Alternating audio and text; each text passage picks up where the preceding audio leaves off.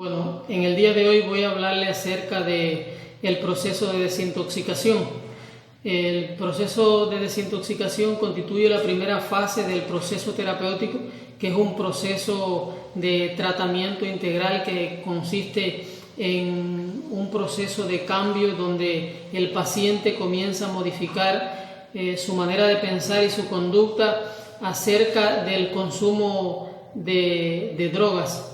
El proceso de desintoxicación se puede realizar de dos maneras: una, como una emergencia médica, o a través de un proceso programado entre el médico y el paciente, donde el proceso de desintoxicación constituye una emergencia médica.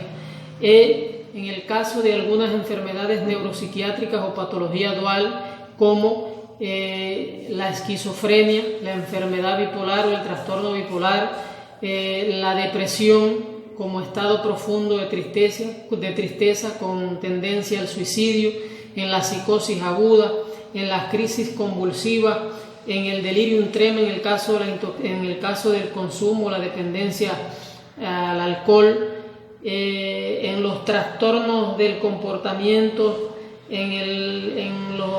las familias que presentan disfuncionalidad, donde existe maltrato y violencia intrafamiliar, en el caso de que haya fallado la desintoxicación ambulatoria, en la politoxicomanía, aquellas personas que consumen múltiples sustancias. En todas estas situaciones, pues la desintoxicación constituye una emergencia médica. No existen marcadores biológicos específicos para poder determinar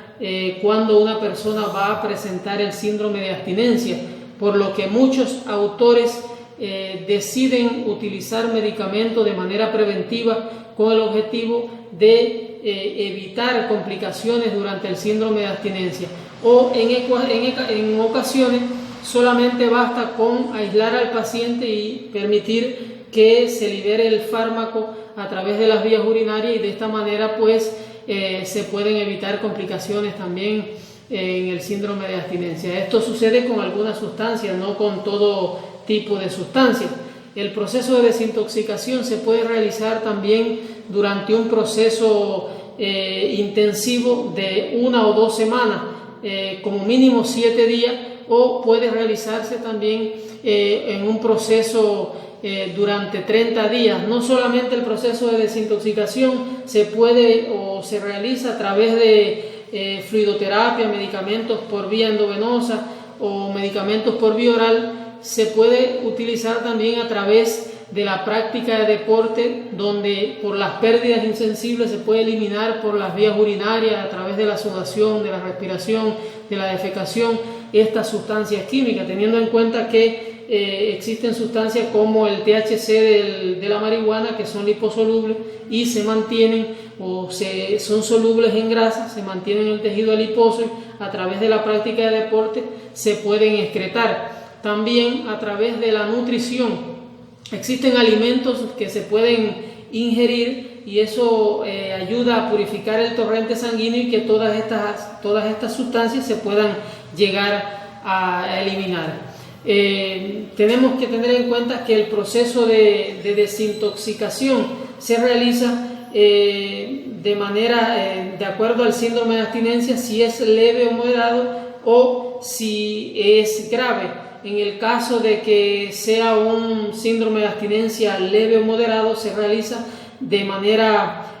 ambulatoria con fármacos de acción sedante, como son las benzodiazepinas. Dentro de estos fármacos vamos a encontrar el clometiazol, el tiapride, escarbazepina y el topiromato, que son fármacos que combaten eficazmente los síntomas del síndrome de abstinencia. Utilizamos la dosis inicial y esta dosis depende de cada paciente. Luego vamos reduciendo la dosis paulatinamente hasta que la suspendemos sin eliminarla de manera brusca, para evitar un fenómeno de rebote. También podemos utilizar otros fármacos que, aunque no tienen metabolismo a nivel hepático, no intervienen en este metabolismo, pero también tienen una función muy importante. En el caso del proceso de deshabituación, lo vamos a realizar de manera a través de una serie de terapias, psicoterapias, donde estas técnicas pueden ser cognitivo-conductual, terapia motivacional, terapia de concientización y terapia de prevención de recaída, donde vamos a lograr crear en los pacientes y los familiares una serie de estrategias y habilidades para que puedan enfrentarse a diferentes situaciones y puedan evitar mantenerse en abstinencia y evitar la recaída. Analizar en estos pacientes los lugares o situaciones que motivaban el consumo o los estados emocionales que podían hacer que estas personas fueran o iniciaran el consumo de sustancias psicoactivas. También pudiéramos utilizar en esta fase de deshabituación, que es el tratamiento de la dependencia, algunos medicamentos. Por ejemplo, podemos utilizar los medicamentos que son aversivos o interdictores del alcohol, que estos actúan a nivel hepático inhibiendo una enzima, la enzima aldehído deshidrogenasa, y esta enzima lo que hace es que al inhibir la enzima aldehído deshidrogenasa aumenta el acetaldehído en sangre, aumentan las concentraciones de acetaldehído en sangre, y al combinarlo con bebidas alcohólicas, al ingerir bebidas alcohólicas, se producen síntomas muy desagradables. Estos métodos se pueden utilizar solo con el consentimiento del paciente y teniendo en cuenta que está contraindicado en los pacientes con hepatopatías, con cardiopatías, con epilepsias y con psicosis aguda. También existen otros fármacos que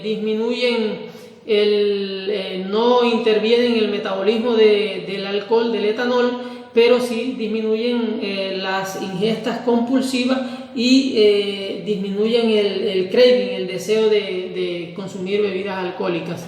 Esto